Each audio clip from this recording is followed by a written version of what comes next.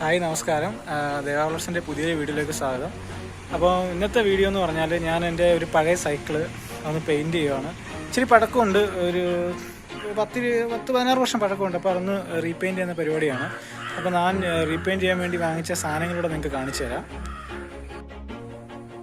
അപ്പോൾ ഇതൊക്കെയാണ് നമ്മൾ വാങ്ങിച്ച സാധനങ്ങളെന്ന് പറയുകയാണെങ്കിൽ, നമ്മുടെ ഗ്ലോസി ബ്ലാക്കിൻ്റെ 300 ml പെയിൻറ്റും, പിന്നെ അതേപോലെ തന്നെ പ്യുവർ വൈറ്റിൻ്റെ ഒരു 400 ml പെയിൻറ്റ് വാങ്ങിച്ചു. പിന്നെ അതേപോലെ തന്നെ പെയിൻ്റൊക്കെ ചുരണ്ടിക്കളയാൻ കുറച്ച് സാൻഡ് പേപ്പർ. പിന്നെ ഇത് എന്തിനാണ് വാങ്ങിച്ചതെന്ന് വെച്ചാൽ അങ്ങനെ പ്രത്യേകിച്ച് കാരണമൊന്നുമില്ല. എവിടെയെങ്കിലും കട്ടി തിരുമ്പോണ്ടേ അത് തുടച്ച് ഇടിച്ച് കളയാൻ വേണ്ടിയിട്ട് വാങ്ങിച്ചതാണ്. ചെറിയൊരു ആസാം റോഡിൽ വാങ്ങിച്ചിട്ടുണ്ട്. അപ്പോൾ ഇതാണ് നമ്മുടെ വണ്ടി. ഇപ്പോൾ ഇതൊക്കെ ചെറുതായിട്ട് പെയിൻ്റൊക്കെ ചുരണ്ടി പണി തുടങ്ങിയിട്ടുണ്ട്.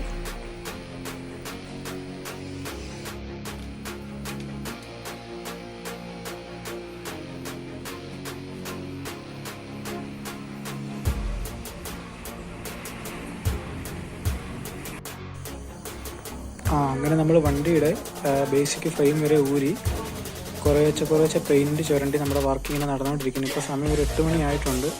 എന്തായാലും ഇന്ന് തീർക്കാമെന്ന് വിചാരിക്കുന്നു, ബാക്കി നാളെ. ഹലോ മച്ചാമാരെ, അപ്പം നമ്മൾ രാവിലെ വീണ്ടും പണി തുടങ്ങിയിരിക്കുകയാണ്. ഇന്നലെ രാത്രി ഒരു 10 മണി വരെയൊക്കെ നമ്മൾ ചുരണ്ടി, എന്നിട്ടാണ് നമുക്ക് പൂർണ്ണമായിട്ട് ബോഡി ഇതൊന്ന് പെയിൻറ്റ് പൂർണ്ണമായിട്ട് മാറ്റിയെടുക്കാൻ പറ്റിയത്. അപ്പോൾ അത് നിങ്ങൾക്കൊന്ന് കാണിച്ചു തരാം. ഇതാണ് നമ്മൾ പൂർണ്ണമായിട്ട് ചുരണ്ടി, ഏകദേശം നമ്മുടെ കമ്പനി തരുന്ന ആ ഒരു നിറമുണ്ടല്ലോ, പെയിൻ്റ് അടിക്കുന്നതിന് മുന്നേ ഉള്ള ഒരു പരുവത്തിൽ ഏകദേശം ആയി വന്നിട്ടുണ്ട്. ഇത് ഞാൻ ഒറ്റയ്ക്കല്ല ചെയ്തത്, ഒറ്റയ്ക്ക് ഒരിക്കലും ചെയ്യാൻ പറ്റത്തില്ല. ഞാൻ എൻ്റെ ചേട്ടനും കൂടിയാണ് ചെയ്തത്. അതുകൊണ്ടാണ് രാത്രി ഒരു 8 മണിക്കൂർ കൊണ്ട് ഈ സംഭവം ഇത്രയൊക്കെ ആക്കിയെടുക്കാൻ പറ്റിയത്. ഓക്കെ, ഇതൊന്ന് കഴുകിയെടുക്കണം. എന്നിട്ട് നമുക്ക് പെയിൻറ്റ് ഇപ്പോഴേ ഇല്ല, കുറച്ച് കാര്യങ്ങളൊക്കെ ചെയ്തിട്ട് പെയിൻറ്റ് അടിക്കത്തുള്ളൂ.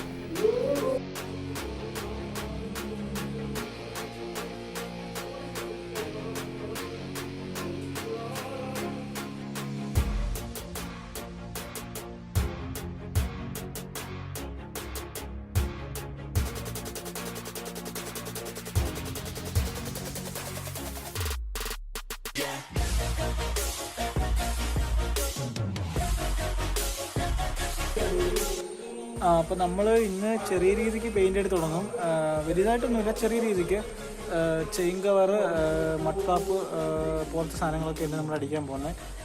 നമുക്ക് പരീക്ഷ നോക്കാം, എങ്ങനെ അടിച്ച റിസൾട്ടൊക്കെ എങ്ങനെ ഉണ്ടോ നോക്കാം. അപ്പോൾ ഞാൻ അടിക്കാൻ പോകുന്ന സാധനങ്ങളൊന്ന് ജസ്റ്റ് കാണിച്ചു തരാം.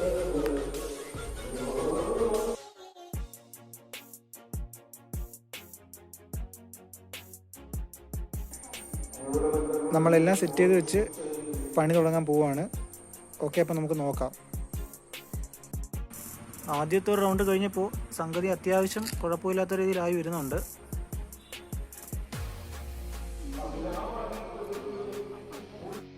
പെയിൻറ്റ് ഫുള്ള് ചുരണ്ടി കഴിഞ്ഞപ്പോഴാണ് നമ്മളൊരു കാര്യം ശ്രദ്ധിച്ചത്. നമ്മുടെ ബൈക്കിനും കാറിനും ഒക്കെ ചേസ് നമ്പർ ഉണ്ടെന്ന് പറഞ്ഞ പോലെ സൈക്കിളിനും ഉണ്ടൊരു ചേസ് നമ്പർ.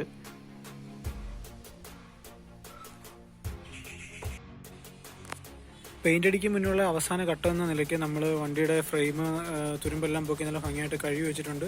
അതേപോലെ തന്നെ വണ്ടിയുടെ ടയർ റിമ്മുകളും തുരുമ്പൊക്കെ പൊക്കി കഴുകി വെച്ചിട്ടുണ്ട്. അപ്പോൾ നമ്മൾ പെയിൻ്റ് എടുത്ത് തുടങ്ങാൻ പോവുകയാണ്.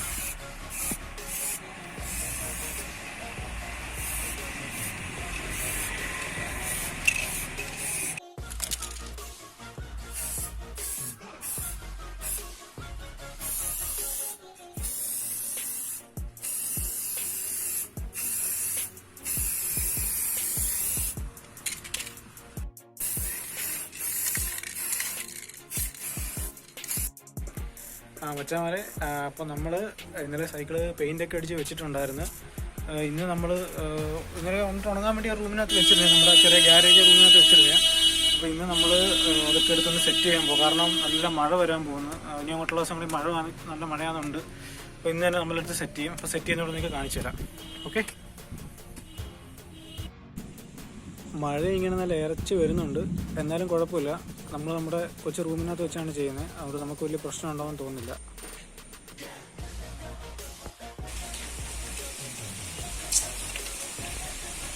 അപ്പോൾ നമ്മളിന്ന് സൈക്കിൾ റീസെറ്റ് ചെയ്യാൻ പോവാണ്. ഓക്കെ.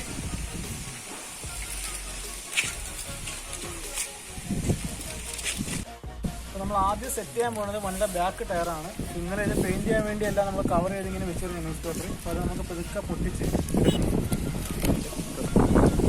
ഇതിങ്ങനെ ഇളക്കുന്ന സമയത്ത് നമ്മൾ സൂക്ഷിക്കണം. കാരണം നമ്മൾ അടിച്ചേക്കുന്ന പെയിൻറ്റ് ഇളകാത്ത വിധം ഇങ്ങനെ പതിയെ സൂക്ഷിച്ച് വേണം ഇതിങ്ങനെ ഇളക്കിയെടുക്കാൻ. അപ്പോൾ നമുക്ക് നല്ലൊരു റിസൾട്ടാണ് കിട്ടുന്നുണ്ട്. നല്ല സ്മൂത്ത്, നല്ല വെള്ള കളറായിട്ടുണ്ട്.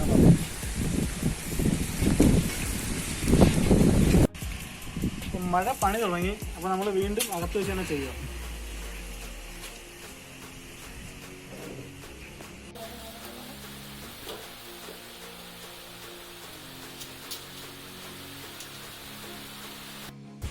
അപ്പോൾ നമ്മൾ ടയർ 2 സെറ്റ് ചെയ്ത് കഴിഞ്ഞു. എനിക്ക് ടയർ സെറ്റ് കഴിഞ്ഞപ്പോൾ ഒരു കാര്യം തോന്നി, ഇങ്ങനെ അങ്ങ് വെച്ചാൽ മതിയായിരുന്നു. ഇതാണ് വണ്ടിക്ക് ലുക്ക് എന്നാണ് എനിക്കിപ്പോൾ തോന്നുന്നത്.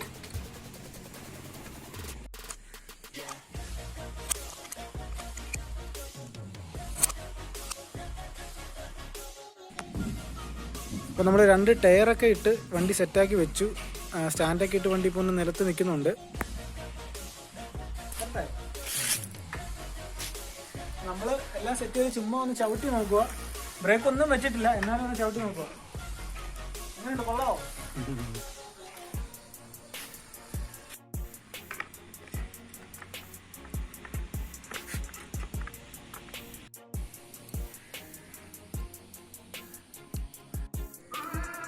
നമ്മൾ ചെയ്തുകൊണ്ടിരിക്കുന്ന സമയത്ത് ചെറിയൊരു പണി കിട്ടി. ഫ്രണ്ടിലത്തെ ബ്രേക്ക് കേബിൾ അങ്ങ് പൊട്ടിപ്പോയി. അന്നേരം കരുതി ബാക്കിലത്തെയും കൂടെ മാറാന്ന്. അപ്പോൾ കേബിൾ 2 പുതിയത് വാങ്ങിച്ചിട്ടുണ്ട്. അങ്ങനെ ഒരാഴ്ചത്തെ എൻ്റെ ചേട്ടൻ്റെ കഠിന പരിശ്രമത്തിൻ്റെ ഫലമായിട്ട് ഇന്ന് നമ്മുടെ വണ്ടി നമ്മൾ പുറത്തിറക്കാൻ പോവുകയാണ്. അപ്പോൾ അത് നിങ്ങൾക്കൊന്ന് കാണിച്ചു തരാം.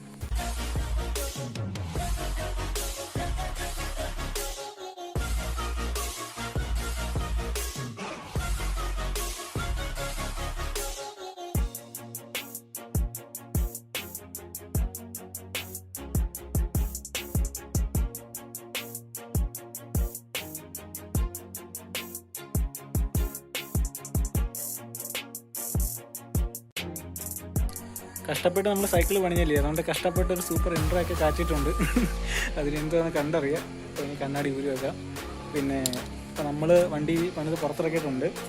ഏതാണ്ട് ഒരു 5 ദിവസത്തെ പണി ഉണ്ടായിരുന്നു പൂർണ്ണമായിട്ട് പറയുകയാണെന്നുണ്ടെങ്കിൽ. അപ്പോൾ നമുക്കൊന്ന് കാണിച്ചു തരാം സാധനങ്ങളൊക്കെ. ഉണ്ട്, ക്യാമറ കാണിക്കാം.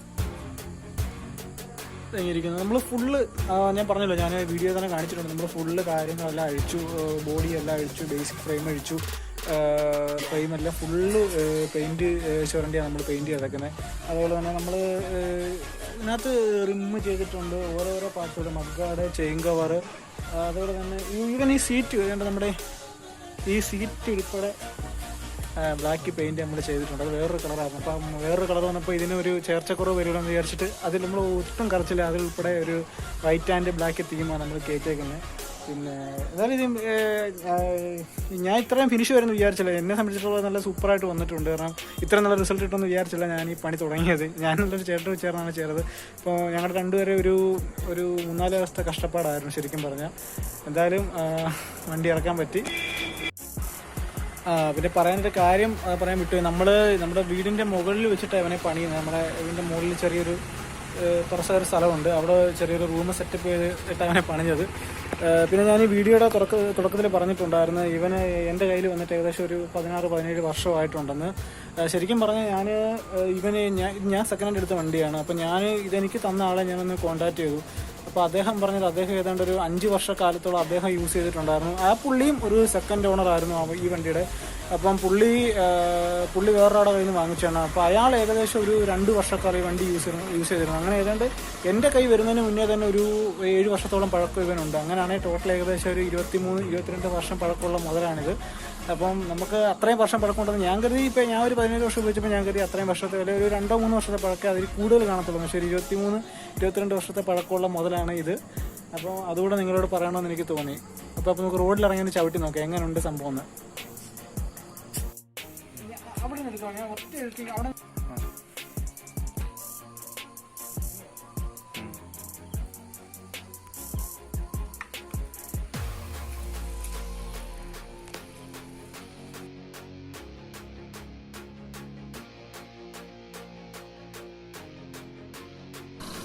അങ്ങനെ നമ്മൾ ഇന്നലെ വണ്ടി രാത്രി റോഡിലിറക്കി ചവിട്ടിയൊക്കെ നോക്കി വർക്കെല്ലാം കഴിഞ്ഞിട്ട്, പക്ഷെ അന്നേരം നല്ല ഇരുട്ടായിരുന്നു. അപ്പോൾ അതൊന്നും വീഡിയോ എടുക്കാൻ പറ്റത്തില്ല, നല്ല ഇരുട്ടായിപ്പോയി. പിന്നെ കുറച്ച് സ്റ്റിക്കർ വർക്ക് കൂടെ ബാക്കി ഉണ്ടായിരുന്നു. അപ്പോൾ അതുകൂടി ഇന്ന് പകൽ രാവിലെ ആയിട്ട് അങ്ങ് തീർത്തു. അപ്പോൾ അതുകൂടെ നിങ്ങൾക്ക് കാണിക്കാം. അത് കാണിച്ചുകൊണ്ട് നമ്മുടെ ഈ സൈക്കിൾ റിസർവേഷൻ വീഡിയോ അവസാനിപ്പിക്കുകയാണ്.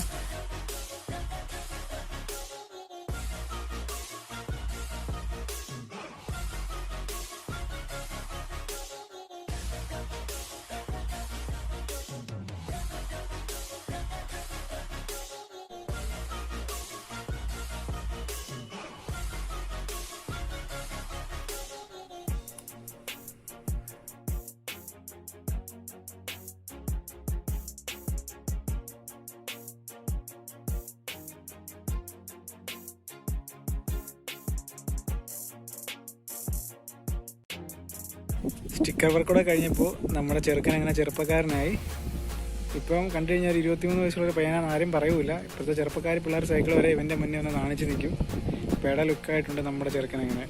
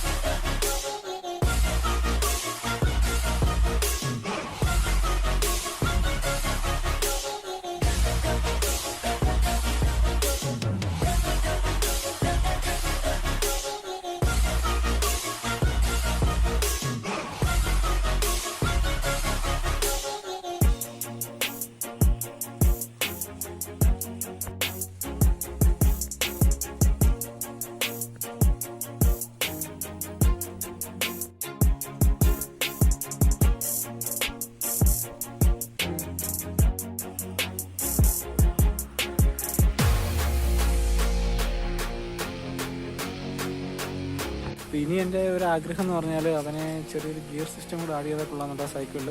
അപ്പോൾ പറ്റുമെങ്കിൽ നോക്കട്ടെ, കഴിവിൻ്റെ പരമാവധി ഗിയർ സിസ്റ്റം കൂടെ ആഡ് ചെയ്യുന്ന വീഡിയോ കൂടെ ഉടനെ തന്നെ ഉൾക്കൊള്ളിക്കാൻ ആഗ്രഹമുണ്ട്. ഓക്കെ, അപ്പം എല്ലാവരും ലൈക്ക് ആൻഡ് സബ്സ്ക്രൈബ്. അപ്പോൾ അടുത്തൊരു വീഡിയോ ആയിട്ട് കാണുന്നവരെ ഗുഡ് ബൈ.